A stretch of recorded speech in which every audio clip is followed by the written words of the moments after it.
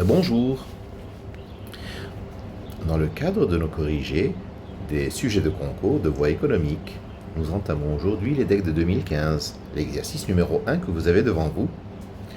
Donc nous avons E1, E2, E3, E4, E5, la base canonique de R5, et F, un endomorphisme dont la matrice dans la base canonique est C.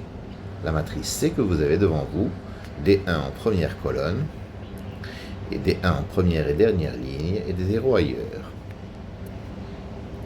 Alors,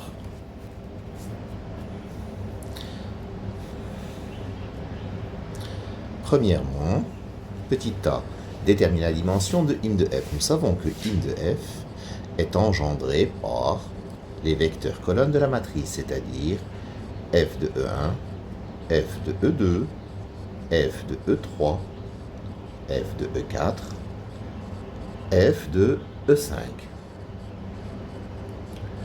Mais comme vous pouvez le constater, f de E2, f de E3, f de E4 et f de E5 sont identiques, ce qui donne tout simplement que im de f, c'est vect de f de E1, f de E2.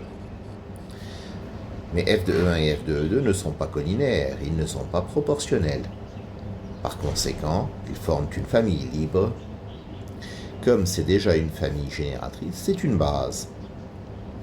Donc la dimension de im de f, qu'on appelle aussi le rang de f, la dimension de im de f, c'est égal à 2. Im de f, c'est égal à vect 2. Donc f de E1, c'est E1 plus E2, plus E3, plus E4, plus E5, et E1 plus E5. Donc, nous pouvons dire également que c'est égal à vect 2. Donc, le premier vecteur moins le second qui donne E2 plus E3 plus E4 et E1 plus E5. C'est-à-dire, nous avons fait pour obtenir le premier vecteur, que nous appellerons U, une combinaison des deux vecteurs, c'est-à-dire le premier moins le second. Donc, c'est vect 2 UV.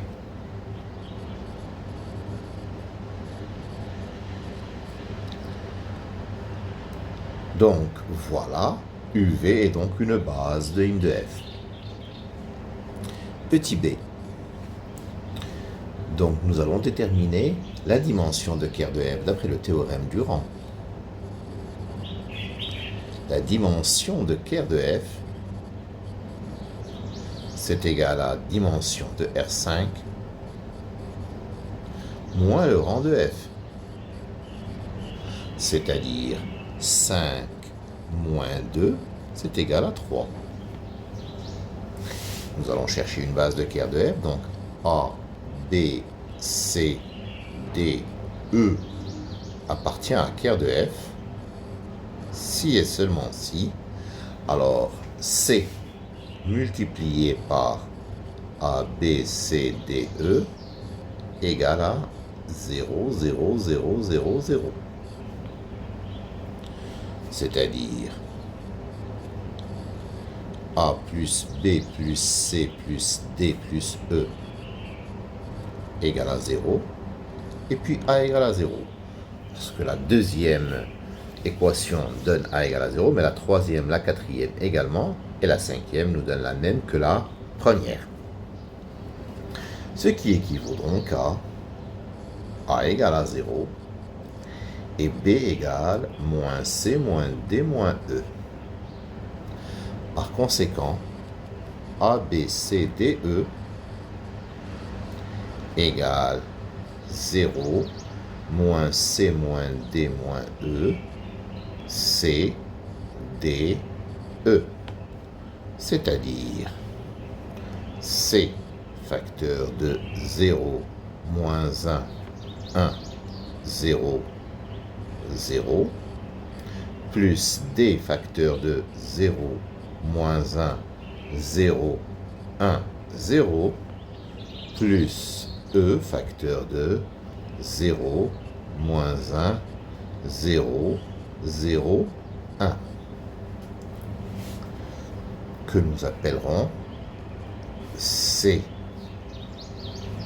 X plus D Y plus EZ, et à ce moment-là, ker de F, c'est vecte de X, Y, Z, et nous avons donc une base du noyau. Deuxième question. Donc, comme nous l'avons vu précédemment, nous notons U égale E2 plus E3 plus E4. Et V égale E1 plus E5. F de U, c'est F de E2 par linéarité plus F de E3 plus F de E4. C'est-à-dire 3 facteurs de E1 plus E5. F de V, c'est F de E1 plus F de E5.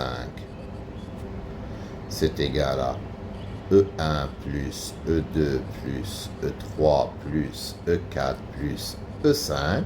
Ça, c'est la première colonne de la matrice. Plus E1 plus E5, qui est la dernière colonne. Ce qui donne 2 facteurs de E1 plus E5 plus E2 plus E3 plus E4. D'accord? Donc nous pouvons également écrire que F de U, c'est égal à 3V et F de V égale 2V plus U. Alors, donc F de U moins V vaudra donc 3V moins 2V plus U, c'est donc moins U moins V. F de U plus 3V, c'est égal à F de U plus 3F de V, c'est-à-dire 3V plus 6V plus 3U, c'est-à-dire 3U plus 9V, donc 3 facteurs de U plus 3V. Bien. Donc, petit b. En déduire les valeurs propres de F et préciser les sous-espaces propres associés. Nous avons vu que dimension de ker de F égale 3. Donc, 0 est donc valeur propre associée à un sous-espace propre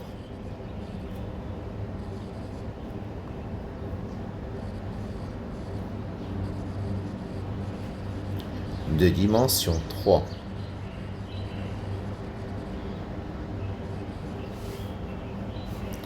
Nous avons également vu que f de u moins v égale moins u moins v.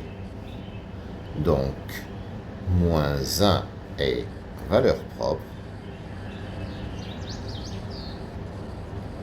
et dimension du sous-espace propre de f associé à moins 1 est au moins égal à 1, puisque on sait que moins 1 est valeur propre. F de u plus 3v égale 3 facteurs de u plus 3v. Donc 3 est valeur propre et dimension du sous-espace propre de f associé à 3 est au moins égal à 1 aussi. Donc, nous avons un sous-espace propre de dimension 3 et deux sous-espaces propres de dimension au moins une. Comme les dimensions des sous-espaces propres ne peuvent au total dépasser 5, puisque nous sommes en dimension 5, c'est que nous pouvons dire que la dimension du sous-espace propre de f associé à moins 1 est égale à 1, et la dimension du sous-espace propre de f associé à 3 est égale à 1. Donc, nous avons fait le plein de dimensions. Nous avons la somme des dimensions des sous-espaces propres est égale à 5. Par conséquent, on a que la matrice ou que l'endomorphisme est diagonalisable. Puisque dimension du sous-espace propre de f associé à 0 est égale à 3. Dimension du sous-espace propre de f associé à moins 1 est égale à 1. Dimension du sous-espace propre de f associé à 3 est égale à 1. C'est qu'il n'y a pas d'autre valeur propre puisque nous avons fait le plein de dimensions et dimension de cep sous-espace propre de f associé à 0 plus dimension de cep de f associé à moins 1 plus dimension de cep de f associé à 3 est égal à 5. Donc, f est diagonalisable.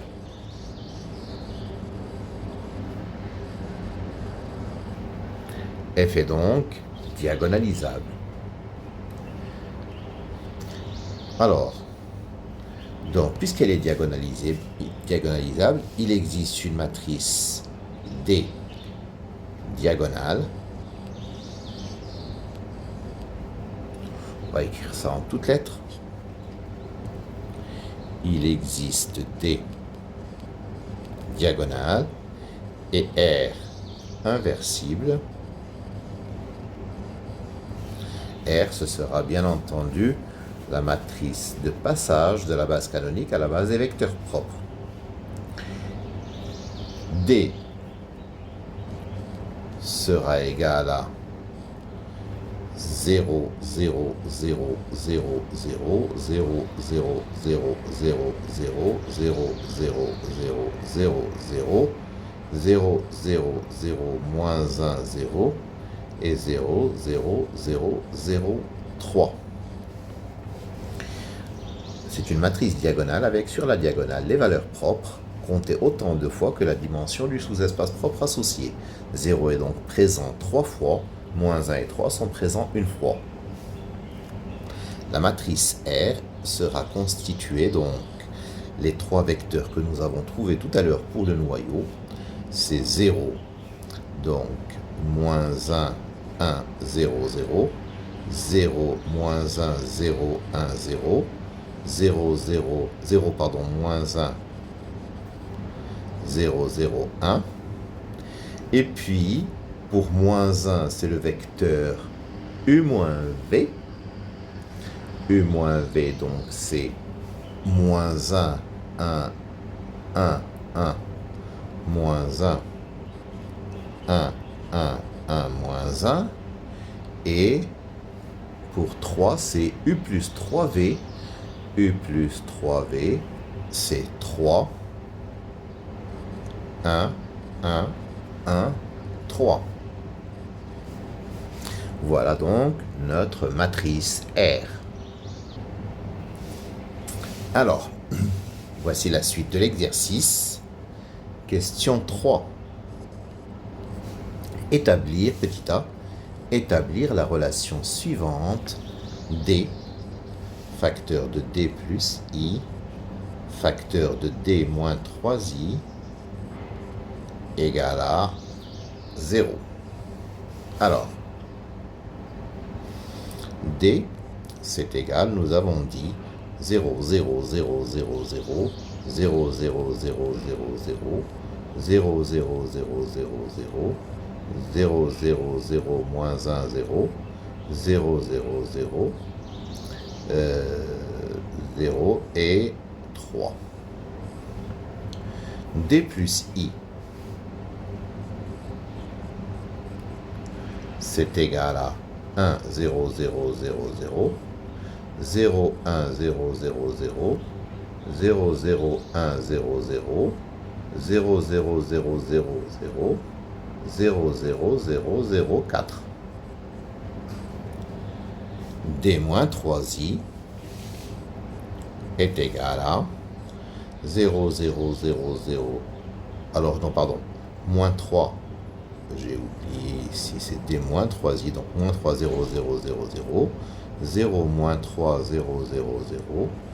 0, 0, 0, moins 3, 0, 0. 0, 0, 0, moins 4, 0. Et enfin, 0, 0, 0, 0, 0. Ce sont trois matrices diagonales. Alors, multiplier des matrices diagonales revient tout simplement à multiplier les termes diagonaux. Les termes diagonaux, quand on les multiplie, nous avons au moins un 0 sur chaque terme.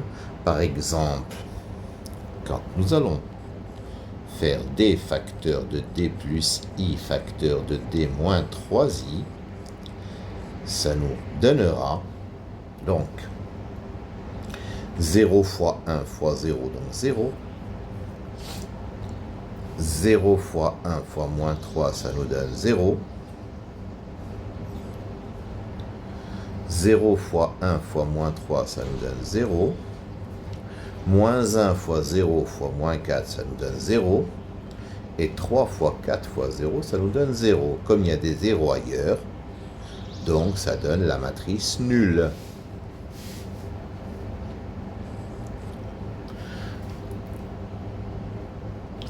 Alors, donc,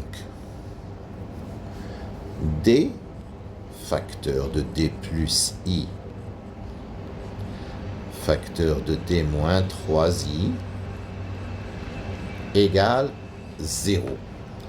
Donc ça fait d carré plus d facteur de d moins 3i égale à 0.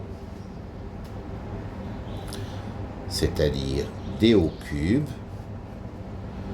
plus d au carré moins 3d au carré, ça fait moins 2d au carré,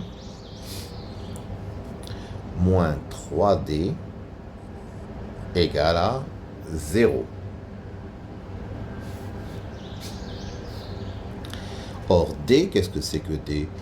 D, c'est, alors, d, c'est, nous avions vu que c, c'est RD, R-1, c, c'est RD, R-1, n'est-ce pas? Donc, d égale R-1, CR. Donc, d au cube, c'est égal à R-1, C au cube, R. D au carré, C, R-1, C carré, R. Ce qui donne que R-1, C cube R, moins 2, R-1, C carré R, moins 3, R-1, C R égale à 0. Ce qui donne R-1, facteur de C au cube, moins 2C au carré, moins 3C, fois R égale à 0. Par conséquent, en multipliant à gauche par R et à droite par R-1, nous obtenons C au cube, moins 2C au carré, moins 3C égale à 0. Ça veut dire que P égale x cube moins 2x carré moins 3x est annulateur de C. De D aussi bien sûr, mais de C. Alors, quatrième question. On admet que pour tout entier naturel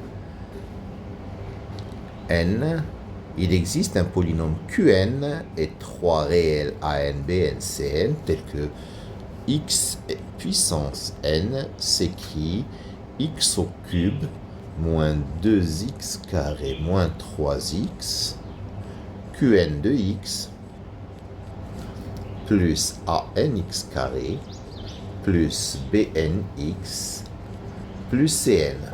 Voilà. Alors, nous avons la fin de l'exercice épinglé. En utilisant les racines de P, déterminer les valeurs de AN, BN et CN en fonction de N. Ça veut dire que dans la relation précédente, nous allons utiliser les racines du polynôme x cube moins 2x carré moins 3x. Alors, x cube moins 2x carré moins 3x égale à 0, équivaut à x facteur de x carré moins 2x moins 3 égale à 0, équivaut à x facteur de x plus 1 facteur de x moins 3 égale à 0. C'est-à-dire x égale à 0, x égale moins 1, x égale 3. Donc 0, moins 1 et 3 sont les racines de P. En remplaçant dans la relation, bien entendu, si je prends x égale à 0, j'aurai 0 égale à n fois 0 plus bn fois 0 plus cn, donc cn égale à 0. Maintenant, je remplace x par moins 1. Moins 1 exposant n égale à n fois moins 1 au carré, c'est-à-dire 1, plus bn fois moins 1, donc moins bn plus cn. Et enfin, en remplaçant x par 3, 3 exposant n égale à n fois 9, 9 à n, plus bn fois 3, plus 3bn, plus cn. Par conséquent, cn égale à 0, à n moins bn égale moins 1 exposant n, et 9 à n plus 3bn égale 3 exposant n. Ce qui donne cn égale à 0. Donc, je peux éliminer bn entre les équations, faire L3 plus 3L2, ça fait 12 à n égale 3 puissance n, plus 3 fois moins 1 puissance n. Par conséquent, an égale 1/12e facteur de 3 puissance n plus 3 fois moins 1 exposant n. Et puis pour bn, je fais L3 moins 9L1 et j'obtiendrai 12bn égale 3 puissance n moins 9 fois moins 1 exposant n, c'est-à-dire bn égale 1/12e facteur de 3 puissance n moins 9 fois moins 1 puissance n. Et voilà les valeurs de an, bn et cn en fonction de n. Alors, déduire de ce qui précède l'expression de c puissance n en fonction de c et c carré. Donc, nous avons que x puissance n égale p de x fois qn de x plus an x carré plus bnx plus cn. Donc c puissance n égale P de C, ça fait 0. Donc, ça s'élimine. Il nous reste ANC carré plus BNC plus CN, c'est 0. C'est-à-dire, je peux écrire ceci sous la forme de C puissance n égale 1/12 facteur de 3 puissance n plus 3 fois moins 1 puissance n fois c carré plus 3 puissance n moins 9 fois moins 1 puissance n fois c. Et notre exercice de l'EDEC de 2015, l'exercice 1, voie économique, est terminé. Je vous remercie de votre attention.